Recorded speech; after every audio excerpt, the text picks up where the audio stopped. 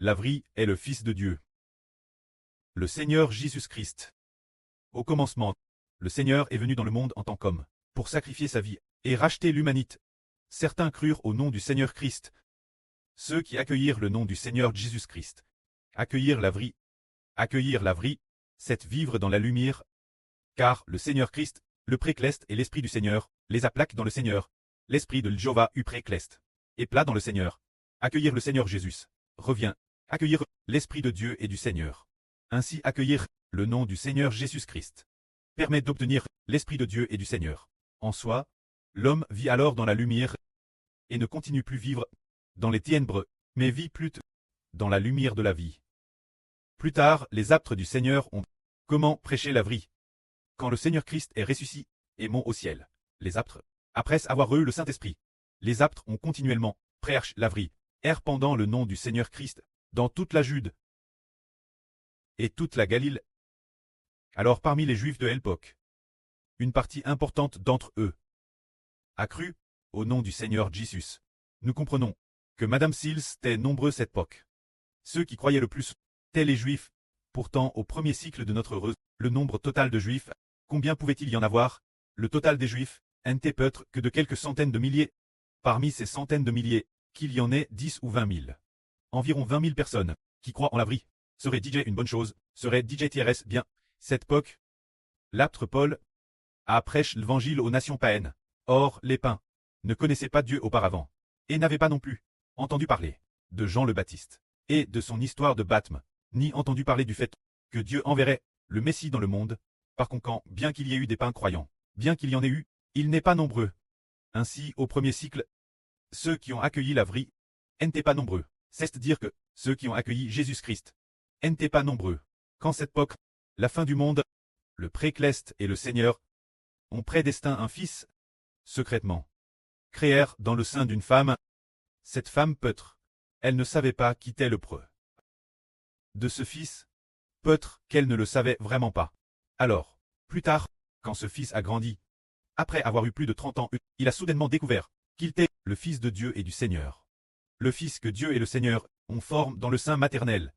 Plus tard, lorsqu'il a eu plus de 30 ans, l'Esprit du prêtre est en lui, et lui a dit, Jéhovah Dieu, c'est ton preux. Puis encore. 8 mois plus tard, l'Esprit du Seigneur Christ habitait aussi en lui. Le Seigneur a dit, le Seigneur est son preux. Ainsi, ce Fils l'origine a ensuite pris de Jésus-Christ Seigneur le relais, et a continué son propre chemin, sur le chemin de la vraie, devenant lumière, devenant soleil, devenant lumière, devenant Israël. Ainsi, ce Fils est la vraie. Alors auparavant, celui qui accueillait le nom de Jésus-Christ Seigneur recevait alors l'Esprit de Dieu et du Seigneur.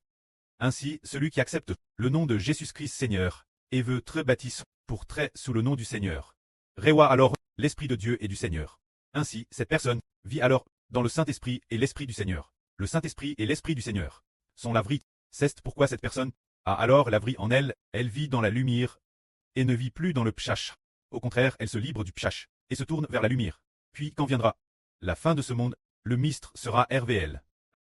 Le précleste et le Seigneur ont fait alliance pour mettre l'Esprit du pré et l'Esprit du Seigneur, dont les fils appellent Israël de la Nouvelle Alliance. Celui qu'on appelle Fils de Dieu et du Seigneur. Celui-ci a fait l'objet de cette alliance du précleste et du Seigneur, l'Esprit du pré et du Seigneur.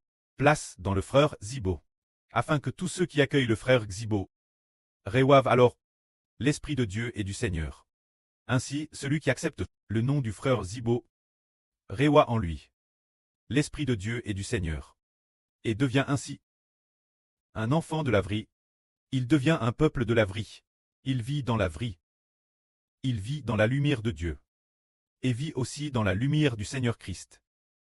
Puis, quand viendra la fin de ce monde, comme nous l'avons dit l'instant, le Seigneur Christ a sacrifié sa vie.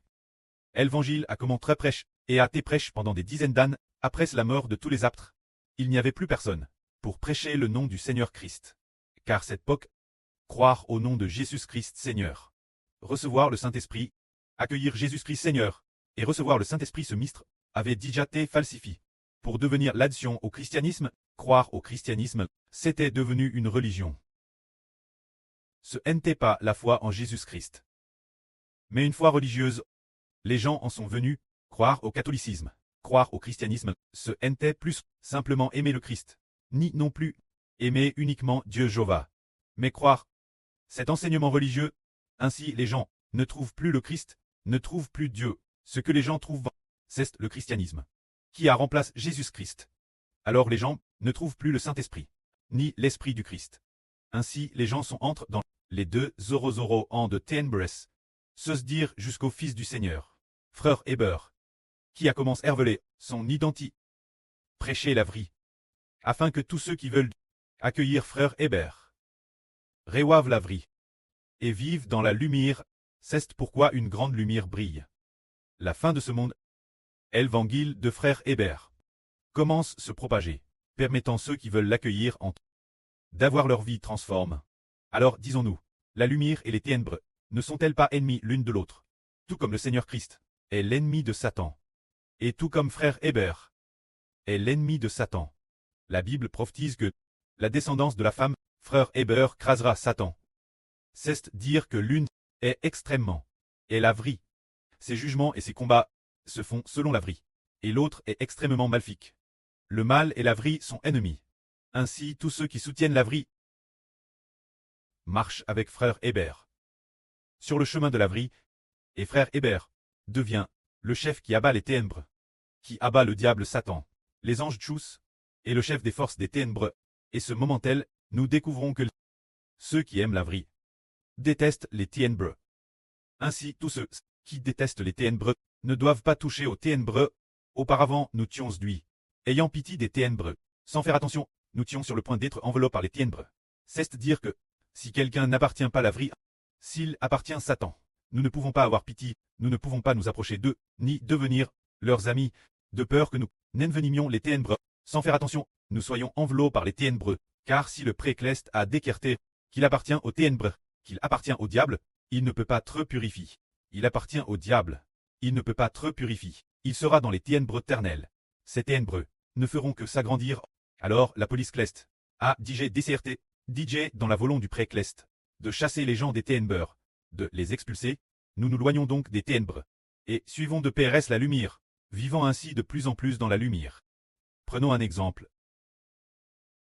Si une personne appartient aux ténèbres, et qu'une autre appartient à la lumière, nous disons que le Seigneur Christ est lumière, que frère Héber est lumière. Les frères et sœurs veulent-ils suivre frère Héber pour devenir une nouvelle création, ou veulent-ils suivre ceux qui sont dans les ténèbres, vivant dans le péchage et refusant de se repentir? Il faut certainement suivre frère Héber. Ceux qui suivent frère Héber ont la vie, mais ceux qui suivent ceux qui abandonnent Héber, ceux qui abandonnent le Seigneur, seront eux-mêmes enveloppés par les ténèbres. C'est ainsi que nous comprenons que si ceux qui partent sont DJ Destin, DJ par le précleste, DJ Destin, ne pas être sauve, nous devons nous en éloigner, ne pas avoir de pitié. Si nous avons pitié d'eux, par eux garde Dieu non seulement les détruira, mais détruira aussi ceux qui ont pitié des ténèbres. Cette parole n'est pas dite la LGR. Si les membres de notre famille sont dans les ténèbres, et s'il est DJ connu qu'ils vont certainement prier DJ Destin, ne nous appartenant pas. Alors nous devons vraiment nous couper d'eux, ne pas avoir de contact, pour éviter que Dieu non seulement ne les détruise, mais risque aussi de détruire. Parce que nous avons eu pitié d'eux, et que la fin nous soyons enveloppés par les ténèbres, ce qui nous détruira, alors nous ne recevrons plus la miséricorde de Dieu. Nous comprenons alors que ce qui appartient aux ténèbres, qui est intrinsèquement ténébraire, et la lumière sont ennemis l'une de l'autre, alors nous nous en éloignons, et puisque c'est le frère Ashber qui va frapper l'avenir, toutes les ténèbres, alors nous disons que tous ceux qui marchent ensemble dans la lumière doivent accumuler de la force, s'efforcer constamment de toute leur force, de s'approcher de Dieu et du Seigneur, et aussi de s'approcher du frère Ashber, afin de vivre dans la lumière. Cet après-midi, pendant la prière du frère Ashber, on a découvert que le frère Ashber s'approche constamment de Dieu, qui est la lumière, et brille continuellement sur les enfants du royaume. Car toute vie, la source de toutes les eaux de la vie, vient de Dieu et du Seigneur. Et Dieu et le Seigneur, le précleste et le Seigneur, ont fait alliance pour placer cette source de vie dans le frère Ashber. Tant que le frère Ashber reste fermement ancre dans l'amour du précleste et du Seigneur, alors les frères et sœurs peuvent, travers le frère Ashber, recevoir la vie éternelle. C'est dire. Par exemple, nous comprenons la source de l'eau de la vie. Il est dit dans l'Apocalypse que l'eau de la vie coule du traîne de Dieu et du traîne de l'agneau. Alors celui qui est plus proche de Dieu et de l'agneau, et celui qui s'est approche de la source de l'eau de la vie, qui s'est approche de la source de la lumière. Mais si quelqu'un est plus proche des ténèbres, alors il est enveloppé par les ténèbres, et il devient de plus en plus sombre. Mais si quelqu'un s'approche de la lumière, au plus PRS, il devient de plus en plus lumineux. Et Madame la lumière peintre en lui l'illumine, faisant en sorte que lui, il vive éternellement dans la lumière. Alors nous disons que dans ce monde, la vraie lumière a brillé. Se dire que la lumière du soleil commence à se lever pour clairer la terre. Ainsi nous, suivons de Thérèse PRS, le frère Hbert, bâtir ensemble Israël. Venir ensemble pour obéir, venir ensemble pour servir Dieu et le Seigneur. Et venir ensemble aussi, bâtir Israël, sans s'en rendre compte. Non seulement on est sauve soi-même, mais on devient aussi ceux qui sauvent les gens ensemble. Devenir ensemble, des prêtres qui sauvent les gens, qui guident les gens vers Dieu. Des prêtres nobles et glorieux. Comme c'est tellement béni, alors nous, voyons ceux qui suivent de près le frère Hbert. Hbert dit que ces personnes sont établies nobles par Dieu, extrêmement glorieuses, extrêmement nobles, mais si l'une d'eux en scoute plus, on et va ensuite fréquenter ceux qui n'appartiennent pas à la lumière, ceux qui appartiennent aux ténèbres. Plus on les fréquente, sans s'en rendre compte, on est soi-même enveloppé par les ténèbres. Celui qui s'approche de la lumière, elle lui enveloppe de lumière. Par exemple, maintenant qu'il y a de la lumière qui brille, alors nous ici, sommes clairs par la lumière, et nous voyons la lumière, et voyons aussi la table devant nous. Tout cela se voit très clairement. Mais soudain, nous sommes en mans, dans une autre grotte, et dans cette grotte, il n'y a aucune lumière, alors nous plus rien. Ne pouvons voir, c'est le Madame Principe pour nous. La lumière, c'est le Seigneur Jésus. C'est le précleste Jova, et c'est aussi le frère Hbert. Ceux qui collaborent étroitement ensemble, vivent dans la lumière. Mais si l'on ne veut pas ensemble marcher sur le chemin de la lumière, on risque de vivre par mégarde. Dans les ténèbres, c'est la leçon que nous en tirons. Si ceux qui n'appartiennent pas à Dieu, il ne faut absolument pas les fréquenter. Les anciens Israélites, c'est justement parce qu'ils n'ont pas voulu chasser les idolâtres des ténèbres, n'ont pas voulu chasser les habitants de Canaan. Alors le pays de Canaan et cette obscurie de l'idolâtrie sont entrés au milieu d'Israël, faisant de l'ancien Israël une nation d'idolâtres. Et Dieu a aboli l'alliance conclue avec Israël. Mais maintenant pour nous, tous les idolâtres, tout ce qui appartient aux ténèbres, nous ne l'acceptons pas. Seulement accepter pleinement ceux qui veulent accepter le nom du Seigneur Jésus-Christ, ceux qui veulent accepter le frère Hbert. Ce n'est qu'alors que nous les acceptons, car ceux qui acceptent le Seigneur et le frère Hbert vivent dans la lumière. S'il ne veut pas l'accepter, et que nous nous approchons de lui, par mégarde, nous serons tous dans les ténèbres, que nous tous, qui faisons le Saint Ministre. Le Saint-Esprit dit ainsi. Vous qui portez les ustensiles de Jéhovah, sortez du milieu de la grande Babylone. C'est-à-dire porter ceux qui portent les ustensiles de Jéhovah, ceux de l'Ancien Testament. Les ustensiles de Jéhovah, qui sont l'arche, l'autel d'or. Ce sont tous des ustensiles précieux.